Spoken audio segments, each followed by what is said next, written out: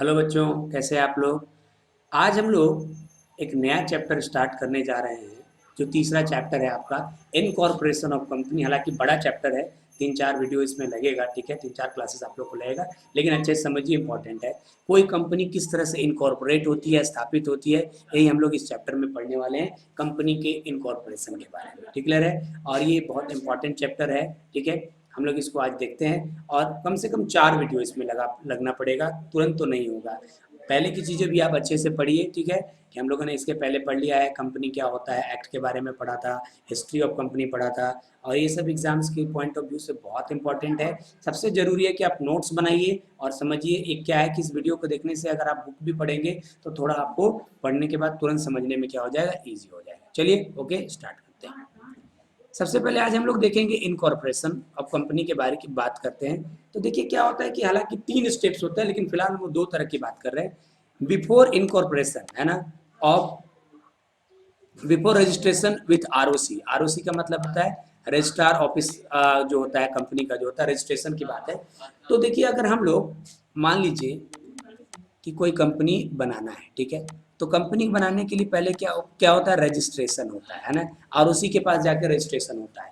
तो एक पीरियड होता है रजिस्ट्रेशन से पहले का, और एक पीरियड होता है रजिस्ट्रेशन के बाद का। हालांकि एक पीरियड और भी होता है जब रजिस्ट्रेशन हो जाता है, उसके बाद बिजनेस स्टार्ट करने का, डिटेल में पढ़ेंगे हम लोग। तो हम लोग देखिए क्या है कि कंपनी को स्थापना को हम लोग 2 पार्ट में बांट दिए। एक पार्ट हुआ क्या, रजिस्ट्रेशन, रजिस्ट्रेशन, और उसी के पास रजिस्ट्रेशन होने के, आरओसी का फुल फॉर्म होता है रजिस्ट्रार ऑफ कंपनी। ठीक है, कि रजिस्ट्रेशन होने से पहले का पीरियड और उसके बाद का पीरियड। पहले के पीरियड को हम लोग बोलते हैं pre incorporation period. Registration, company के पास रजिस्ट्रेशन होने से पहले वाले पीरियड को क्या बोलते हैं हम लोग, प्री इनकॉर्पोरेशन पीरियड। और रजिस्ट्रेशन हो जाने के बाद वाले पीरियड को क्या बोलते हैं, पोस्ट इनकॉर्पोरेशन पीरियड। देखिए, कंपनी अगर आपको बनानी है तो आरओसी के पास आपको जाके आपको कंपनी को रजिस्टर्ड कराना होता है। ठीक है, तो ये रजिस्ट्रेशन डेट के पहले के पीरियड को हम लोग क्या बोलते हैं, प्री इनकॉर्पोरेशन पीरियड, और उसके बाद वाला को पोस्ट इनकॉर्पोरेशन पीरियड। डिटेल में हम लोग हर चीज़ को समझेंगे। चलिए, आज हम लोग आगे देखते हैं। पहले देखिए, पहले बात करते हैं प्री इनकॉर्पोरेशन पीरियड का। देखिए, this stage known as the promotion stage, यार जो प्री, जो पहले है ना, और उसी में रजिस्ट्रेशन होने से पहले वाले पीरियड को हम लोग क्या बोलते हैं, प्रमोशन पीरियड बोलते हैं। क्या बोलते हैं, promotion period. The person who conduct the promotion, promote जो भी काम होगा, मतलब आरओसी में रजिस्ट्रेशन होने से पहले का जितना भी कंपनी का काम होगा, उन सभी काम को हम लोग क्या बोलते हैं, सभी एक्टिविटी को हम लोग प्रमोशंस बोलते हैं। और प्रमोशन का जो काम करता है, the person who conduct the promotion activity is known as a promoters. अपनी भाषा में यही समझते हैं कि हालांकि देखिए एक्ट भी कुछ कहता है इसके बारे में, लेकिन हम लोग वो डिटेल में पढ़ेंगे। तो प्रमोशन क्या होता है कि कंपनी आरओसी में रजिस्टर्ड होने के पहले की जितनी भी एक्टिविटी होती है उसको प्रमोशन बोलते हैं। और प्रमोशन को कंडक्ट करने के लिए जो व्यक्ति करता है, प्रमोशन के जो भी काम में जो कंडक्ट करता है, उसको हम लोग क्या बोलेंगे, प्रमोटर। लेकिन हालांकि एक्ट ये नहीं कहता, आम बोलचाल में यही बोलता है। ठीक है, आगे बढ़िए, और क्या बोला है यहाँ पर, स्टेज ऑफ प्रमोशन। प्रमोशन में क्या क्या होता है, क्या क्या स्टेज होता है। पहला काम तो ये होता है बाबू, सबसे पहले किसी व्यक्ति के दिमाग में इस तरह का आइडिया आएगा कि हमको कंपनी बनाना है। ठीक है, तो कॉन्सेप्टिंग द आइडिया, मन में क्या होना है, एक कॉन्सेप्ट आना, आइडिया आना।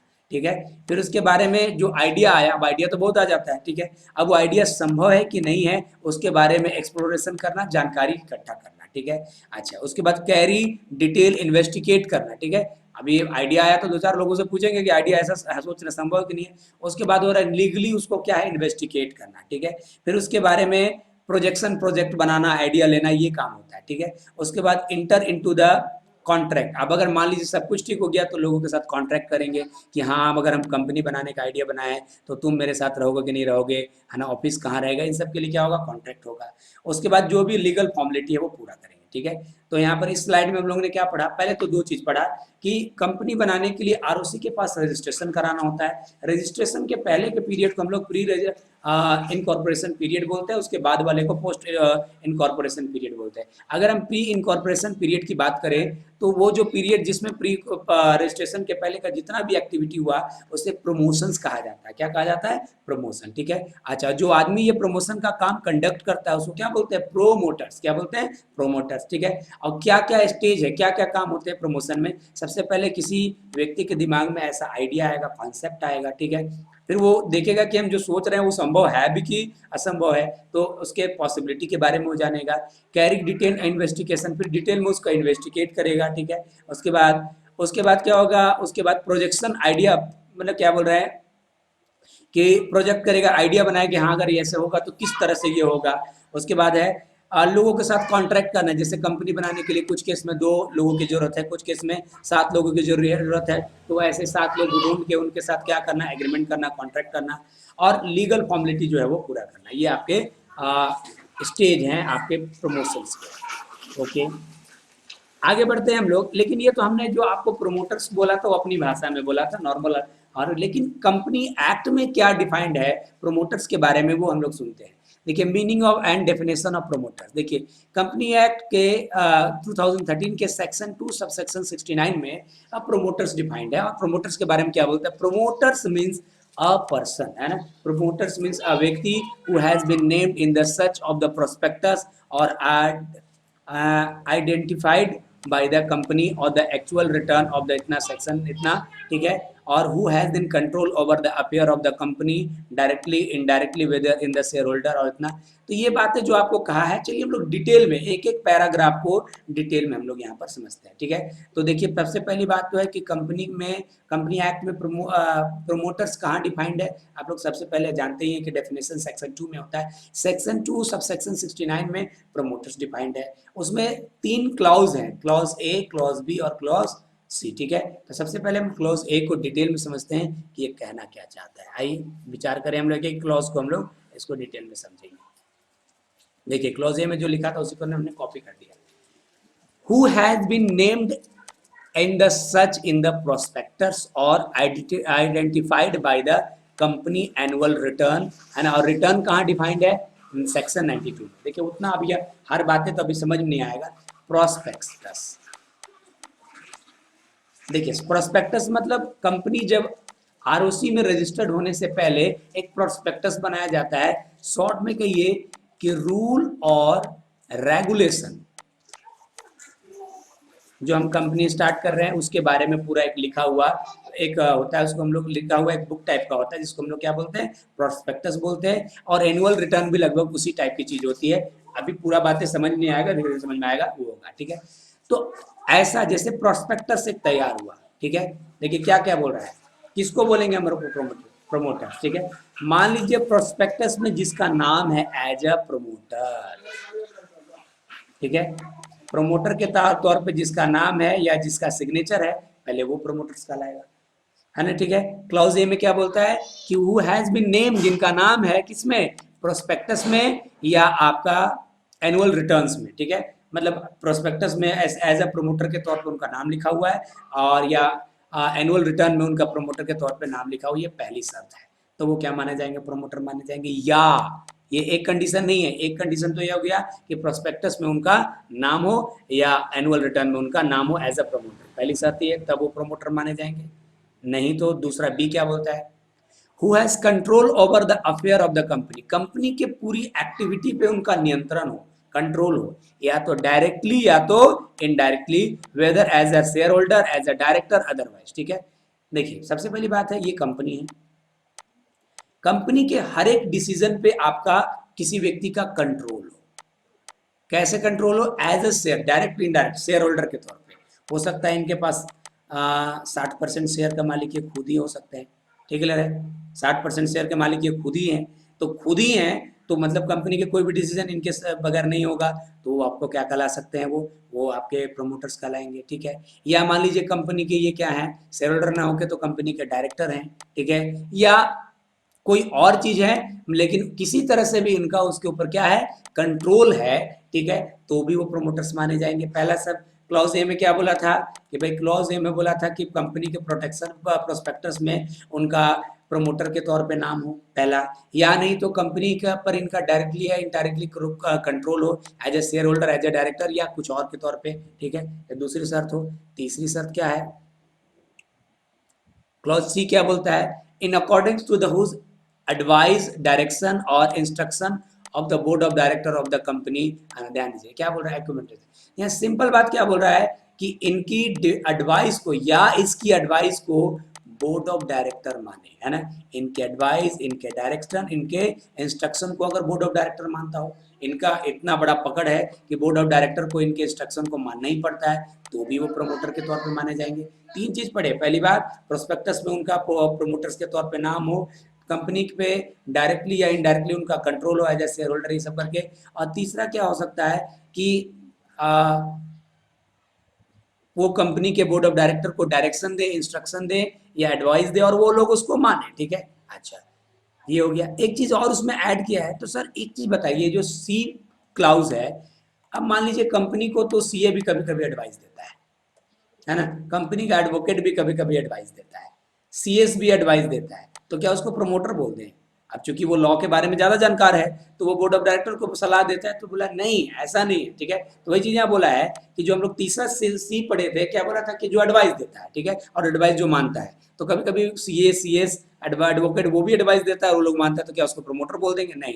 Provide that nothing in the sub clause C, sub clause C में वो नहीं हो सकता, shall be applies person who is the acting merely by the professional capacity, जो कोई प्रोफेशनल अगर कोई एडवाइस देता है, जिसको उसको प्रोफेशन के तौर पे रखे हैं वहां पर, तो वो आपका प्रोमोटर्स माना नहीं जाएगा, ठीक है। तो हम लोगों ने प्रोमोटर्स का डेफिनेशन क्या पढ़ा, पहले क्लॉज ए में क्या बोला कि प्रोस्पेक्टस में उनका प्रोमोटर्स के तौर पे नाम हो, दूसरा डायरेक्टली, या बी में क्या बोला, डायरेक्टली या इनडायरेक्टली वो क्या हो, उनका कंपनी के ऊपर कंट्रोल हो, शेयर होल्डर के तौर पे या बोर्ड ऑफ डायरेक्टर के तौर पे, किसी भी तौर पे, या तीसरा क्या हो, सी में क्या बोला कि उनका कंट्रोल हो, उनके सॉरी उनके इंस्ट्रक्शन को, उनके एडवाइस को मानता हो। लेकिन एक चीज और क्लैरिफाई किया कि कोई प्रोफेशनल जैसे सीएस अगर वो उनके एडवाइस को मानता है, तो सी क्लॉज में वो नहीं मान के हम लोग ये नहीं बोल सकते, क्या मतलब प्रमोटर नहीं बोल सकते। तो ये हो गया प्रमोटर्स का definition.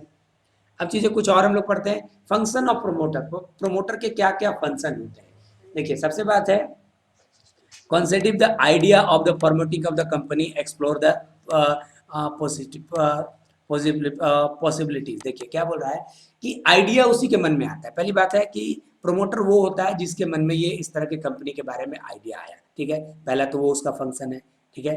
To conduct the necessary negotiation of the purchase of the business in the case of it is intent to purchase the existing business and the contract of the whole। ध्यान से क्या कहना चाह रहा है, अगर मान लीजिए ऐसा इंटेंशन है कि कोई बिजनेस को दूसरा कोई कंपनी को खरीदने का इंटेंशन है, मतलब नया कंपनी फॉर्म नहीं हो रहा है, कोई ऑलरेडी कोई कंपनी है या कोई बिजनेस है, उसको खरीदने का प्लान है और कंपनी बनाने का प्लान है, तो बोल रहा है to conduct the necessary negotiation. Negotiation मतलब क्या होता है, मोल भाव, है ना, उसको ये अधिकार है कि वो मोल भाव करे, ठीक है, किसी दूसरी कंपनी को या किसी दूसरे ऑर्गेनाइजेशन को खरीदने का, अगर कंपनी का इंटेंशन कोई दूसरा कंपनी या बिजनेस को खरीद के कंपनी बनाने का है। तो अगर आप नया कंपनी स्टार्ट नहीं कर रहे हैं, कोई दूसरी कंपनी के एसेट लायबिलिटी को खरीद के बना रहे हैं, तो मोल भाव करने का भी इनका काम है, उनका फंक्शन है। To collect the request the number of the person. देखिए आप लोग जानते हैं कि 7 मेंबर्स होने चाहिए पब्लिक कंपनी के लिए मिनिमम, और प्राइवेट कंपनी के 2 मेंबर्स होने चाहिए। To collect the request number, ठीक है, तो उसको नंबर, वो ये नंबर जुगाड़ करने का, आपको 2 मेंबर्स खोजने का, मेमोरेंडम ऑफ एसोसिएशन तैयार करने का, ये सब देखिए आप रूल बुक होता है, इसको आप यही जान के चलिए, अभी डिटेल में आगे हम लोग पढ़ेंगे, memorandum of association, article of association, ये सब तैयार करने का, के लिए मेंबर्स को जुगाड़ करने का, ये सब उनका अधिकार है। टू कलेक्ट द, ध्यान दीजिएगा, request the number of person, 7 जो पूरा करना है या 2 पूरा करना है, ठीक है, या मेमोरेंडम एसोसिएशन तैयार करना, ये सब क्या है, ये उसका काम है। फर्स्ट डायरेक्टर चुनना, ये सब भी उसके फंक्शन में आता है, किसके, प्रोमोटर्स के फंक्शन में। 3 पॉइंट पढ़े, पहला आइडिया उसी के मन में आएगा, आइडिया वाला पहला डिसीजन हो गया। दूसरा क्या है भाई कि अगर कोई बिजनेस को खरीदना है तो उसको मोल भाव करने का अधिकार है। और तीसरा क्या है, memorandum of association, article of association, 2 member जुगाड़ करना, है ना, डायरेक्टर का जुगाड़ करना, ये सब उसका फंक्शन है। नेक्स्ट क्या है बच्चों, टू कंडक्ट द फॉलोइंग, है ना, अच्छा, to decide about the following, ये सब का डिसीजन लेने का भी अधिकार फंक्शन है किसका, प्रोमोटर्स का। Name of the company, company का नाम क्या होगा, ठीक है, इसका रजिस्टर्ड ऑफिस कहाँ होगा, वो आपको डिसाइड करने का उसका फंक्शन है। The amount of the form of the share capital, कितने का शेयर कैपिटल रहेगा और कितना 10 वाला शेयर रहेगा, 100 वाला रहेगा, ये डिसाइड करने का है। अगर जो शेयर उसको ब्रोकर उसको भेजेगा, है ना, द ब्रोकर और अंडर राइटर्स के बारे में डिसाइड करने का है, ठीक है। अगर मान लीजिए ब्रोकर के माध्यम से बेचेंगे तो क्या, किस तरह से ब्रोकर का क्या रहेगा, क्या जरूरत होगा उस तरह से। बैंकर्स के डिसीजन के लेने का, बैंक में जो भी ऑथोरिटी, बैंक में जो साइन करना है, गारंटर बनना है, उसका अधिकार रहेगा। ऑडिटर के बारे में डिसीजन लेने का उसको अधिकार रहेगा। कोई लीगल एडवाइस करना उसका फंक्शन है। तो यहाँ देखिए और क्या फंक्शन है, कंपनी का नाम रखना, रजिस्टर्ड ऑफिस का कहाँ पर रहेगा, लोकेट रहेगा, उसके बारे में जानकारी करना, कितने का शेयर कैपिटल होगा और किस फॉर्म में रहेगा वो जानना, ब्रोकर या अंडरराइटर कौन रहेगा, किस तरह से शेयर बिकेगा वो, बैंक के बारे में डिसीजन लेना, ऑडिटर के बारे में फंक्शन करना, लीगल एडवाइस इकट्ठा करना, ये उसके फंक्शंस में आता है। आगे बढ़ते हैं, और क्या फंक्शन है, to get the memorandum of association. देखिए ये रूल बुक है, इतना मान के चलिए, memorandum of association, article of association draft करना और प्रिंट करवाना, वो उनका काम है।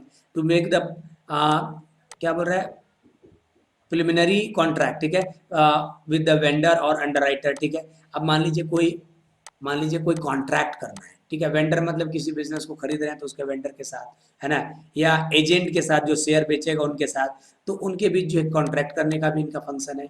To make the arrangement of the preparation of the prospectus, prospectus बनाने के लिए रूल रेगुलेशन बुक बनाने का भी उनका अधिकार है। इसको फाइल करने का, एडवर्टीजमेंट करने का, शेयर इशू करने का, ये सब उनके फंक्शंस में है। क्या करना, प्रोस्पेक्टस तैयार करना, प्रोस्पेक्टस फाइल करना, एडवर्टीजमेंट करना कि अपने कंपनी के बारे में, शेयर इशू करने का इनका फंक्शन है।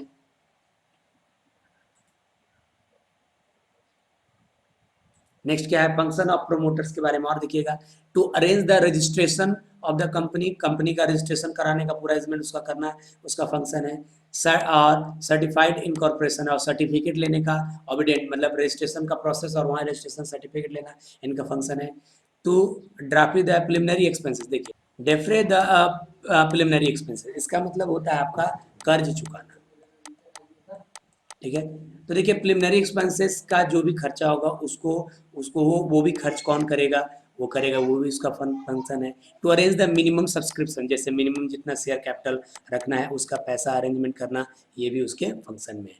तो हम लोगों ने अभी क्या देखा, हमने देखा प्रोमोटर्स के फंक्शंस क्या हैं। आगे हम लोग देखते हैं प्रोमोटर्स के राइट्स क्या हैं। अब हम लोग उसके बाद पढ़ रहे हैं right of the promoters, promoters के राइट क्या हैं। तो पहला राइट है राइट ऑफ इंडेमनिटी, मतलब इसका क्या होता है, इसका अर्थ होता है जो लॉस हुआ है उसको पूरा करना, लॉस बेयरिंग करना एक तरह से होता है। तो where more than one person act as a promoter, मान लीजिए एक से ज्यादा प्रमोटर है of the company, one promoter can claim against the another promoter for the compensation, एक प्रमोटर दूसरे प्रमोटर को कॉम्पनसेशन के लिए क्लेम करता है अगर कुछ डैमेजेज हुआ, उन्होंने पेड किया। मान लीजिए अगर कंपनी स्टार्ट करने में कुछ नुकसान हो गया तो ये प्रमोटर को भरना है, तो एक नहीं भरेगा, एक अगर भर रहा है तो दूसरे से वो क्लेम कर सकता है। Promoter are the severely and jointly liable to the any untrue statement given in the prospector and the secret profit, ठीक है, ध्यान दीजिएगा। तो कह रहा है कि प्रोमोटर्स जो होते हैं वो लाइबल होते हैं किस चीज के लिए, ज्वाइंटली लाइबल, अगर दो प्रोमोटर दोनों लाइबल हैं, अगर कोई नुकसान हुआ, अनट्रू स्टेटमेंट अगर उसमें दे दिया, मान लीजिए कंपनी है कुछ फाइन हो गया तो वो भरने का, जो झूठ स्टेटमेंट उन लोगों ने बता दिया कंपनी का रजिस्ट्रेशन के समय, उसके लिए फाइन हुआ तो दोनों को भरना पड़ेगा। और अगर कोई सीक्रेट प्रॉफिट हुआ तो उसके लिए भी वो लोग दोनों लाइबल होगा, उन दोनों के बीच क्या होगा, बटेगा। तो पहला आपका राइट्स क्या है कि भैया आपका कोई भी क्षति होगा तो वो सभी लोग भरेंगे, उसको मिलने का अधिकार है, ठीक है। अच्छा आगे बढ़ेंगे, लेजिटिम्ड प्रिलिमिनरी एक्सपेंसेस, देखिए क्या होता है, promoter is the entitled to receive the legitimate preliminary expenses, इसका अर्थ होता है बाबू, ठीक है, लीगल मतलब कानून के द्वारा क्या होगा, मान्य, ठीक है। तो कोई भी प्रिलिमिनरी एक्सपेंसेस जो मान्य खर्चा है वो उसको मिलने का अधिकार है, ठीक है। प्रमोटर्स को ये अधिकार है कि जो खर्चा मान्य है, प्रिलिमिनरी सब खर्चा है, वो उनको बाद में मिले, which has been incurred by the promoters for the formation of company such as the cost of advertisement fee. देखिए क्या बोल रहा है, सीधा बात है, कोई भी कानूनी खर्चा जो कि मतलब लीगल खर्चा है, ठीक है, जो मान्य खर्चा है, ठीक है, वो उनको मिलने का अधिकार है, ठीक है। कोई भी खर्चा जो मतलब मान्य है, जो सब लोग मानते हैं, कोर्ट भी उसको मानता है कि यहाँ खर्चा चलेगा, लाइक जैसे एडवर्टीजमेंट का खर्चा, फी जो हुआ, कुछ एडवोकेट का, सर्वेयर का, ये सब का हो गया, तो ये सब खर्चा अगर प्रमोटर किया है तो उसको अधिकार है कि ये पैसा उसको वापस मिले, ठीक है। दूसरा पॉइंट आपको समझ में आ गया।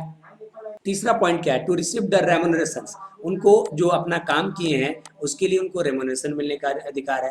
अ promoter has right to against the company for his remuneration unless there is the contract to their effect. देखिए, एक प्रमोटर को अधिकार है कि कंपनी से उसको क्या मिले, रेमुनरेशन मिले, चाहे उनके ऐसा कोई कॉन्ट्रैक्ट हो चाहे ना हो। ठीक है, क्लियर है। There if is there contract in the effect, है ना, जब नहीं भी हो तब भी, अनलेस नहीं है तो भी मिलेगा। In the same case, article of the company provide that the director paying a specific amount to the promoter for their service, but does not given in the promoters any contractual right to sue to the company। देखिए, ये तो पहले तो remuneration इसको मिलने का अधिकार है ही, चाहे लिखा हुआ हो चाहे ना लिखा हुआ। लेकिन अगर उनके आर्टिकल में ऐसा लिखा हुआ है कि कंपनी को के डायरेक्टर को स्पेशल कुछ अलग से पैसा देना पड़ेगा सर्विसेज के लिए, तो वो देना पड़ेगा। लेकिन अगर नहीं देता है ऐसा, ठीक है, तो ऐसा नहीं है कि प्रमोटर केस नहीं कर सकता। पहली बात समझिए, नॉर्मल रेमुनरेशन उनको मिलने का अधिकार है। अगर प्रोस्पेक्टस में ऐसा लिखा हुआ है, आर्टिकल में ऐसा लिखा हुआ है कि कंपनी का डायरेक्टर को इतना रुपया उसको रेमुनरेशन देना होगा, तो उनको मिलेगा। लेकिन अगर नहीं भी देते हैं तो भी वो लीगल कोई एक्शन उस पर नहीं ले सकते। This is the simply an authority vested director of the company. ये डायरेक्टर के ऊपर पूरी तरह से निर्भर करता है। However the promoter are usually the directors. देखिए, कभी कभी क्या होता है, प्रमोटर भी डायरेक्टर होते हैं, तो ज़्यादातर होता है। So that the practice of the promoters will receive the remuneration. ठीक है, तो प्रोमोटर को ये सब रेमुनरेशन भी मिलेगा। देखिए, यहाँ तक मैंने क्या बोला, नॉर्मल क्या है कि आर्टिकल में जो लिखा हुआ है वो प्रमोटर रेमुनरेशन उनको नॉर्मल रेमुनरेशन उनको कुछ ना कुछ मिलेगा ही। आर्टिकल में लिखा है एक्स्ट्रा देने का तो एक्स्ट्रा भी मिलेगा। लेकिन हाँ, अगर नहीं दिया जाता है तो क्लेम नहीं कर सकते, वो लीगली आप सू नहीं कर सकते उसके लिए। हाँ, उसके बाद बोल रहा है कि ज़्यादातर प्रमोटर ही कंपनी का डायरेक्टर होते हैं, तब ऐसी स्थिति में इनको ये सब और भी तरह के कुछ रेमुनरेशन मिलेंगे। चलिए हम लोग इसको देख लेते हैं। जैसे और क्या क्या राइट है, रेमुनरेशन में be paid by the following veg. ठीक है, किस तरह से, the commission may be paid to the promoter on the purchase price of the business or property taken by the company through him, है ना। अगर वो कंपनी जो बना है उनके लिए उन्होंने कोई प्रॉपर्टी खरीदा है या पूरा बिजनेस ही खरीदा है, तो उस पर कुछ फिक्स परसेंटेज के आधार से उनको कमीशन भी मिलने का अधिकार है। ठीक है, promoter may be granted the company as a lump sum amount. Promoter जो है वो है जो कंपनी के द्वारा कुछ लमसम अमाउंट भी 2000, 5000, 10,000, लाख, 2 लाख दिया जा सकता है। द प्रमोटर्स में भी given fully and partly paid up share. ठीक है, of the consideration of services, है ना। आप लोग शेयर में चैप्टर में पढ़े भी होंगे कि वो उनके प्रमोटर को उनके सर्विस के बदले में पार्टली या फुल्ली पेड शेयर भी दिया जा सकता है। ठीक है, अच्छा, उसके बाद क्या बोल रहा है, द प्रोमोटर में भी given commission on the fix rate of the share sold. अच्छा, जितने का वो प्रोमोटर शेयर बेचे तो फिक्स परसेंटेज के हिसाब से उनको कमीशन भी दिया जा सकता है जितने का शेयर बेचा गया उसका।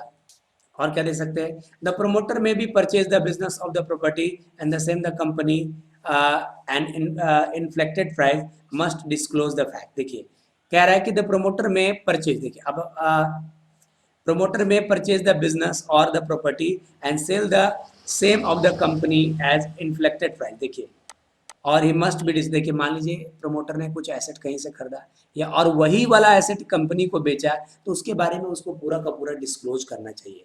The promoter may be take option to subscribe within the fix period of the certain portion of the company unissued share at par. देखिए, the promoter may take the option subscribe within the fixed period the certain portion of the company unissued share. देखिए, promoter को अधिकार है कुछ समय के लिए जो है अनइशूड शेयर को वो रखने का अधिकार होता है। Where the nature of the remuneration must disclose the prospectus of the. ठीक है, इतना काफ़ी है आपको प्रमोटर्स के रेमुनरेशंस के बारे में। ठीक है, तो इतना तक मैंने आप लोगों को पढ़ाया, इसको पढ़िए, फिर आगे के टॉपिक्स हम नेक्स्ट क्लास कराएंगे। ओके।